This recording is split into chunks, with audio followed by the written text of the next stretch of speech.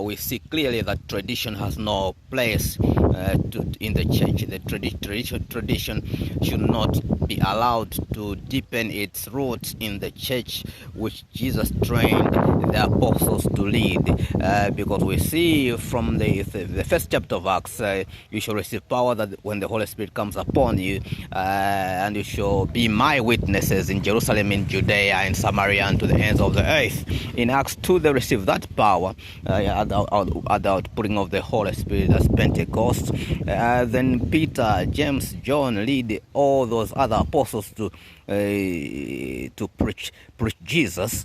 But then we see that tradition was deeply rooted in the religion of the Jews, which was taking place right there in Jerusalem at the temple.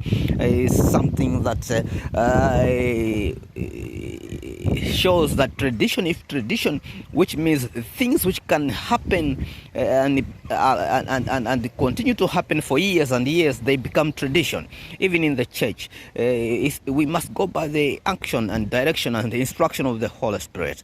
That the Holy Spirit must instruct, like the Spirit instructed Ananias in Acts chapter 9 to go to one Saul who becomes Paul, a new convert. So he resisted, but later he obeyed. So it's about obedience of the instructions of the Holy Spirit. Whatever the Holy Spirit says, that's the true church operates by the Holy Spirit, not by tradition. Things which happen years and years in the church, they become tradition. So you respect men more than you honor God. That's wrong. It's because of tradition that they resisted the preaching of Paul. We see in Acts 13 that Paul begins to preach this Jesus among the Gentiles. Very clearly, the message that he introduces Jesus as the Messiah that was prophesied by David and all the other prophets, including Isaiah. So we see the preaching was heavily resisted, and then they said, we are turning to the Gentiles. That's the apostle that now we are turning to the Gentiles, because no faith.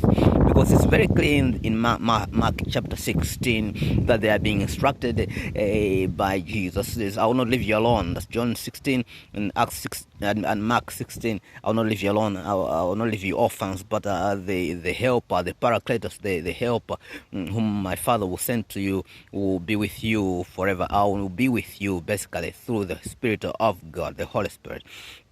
So we see that the resistance, then that's tradition taking root in the church. It's a wrong thing. It's bad because men become center stage. The Holy Spirit then has no place. Then the Holy Spirit is forced to leave, which is a bad thing. The church, the Holy Spirit, and tradition.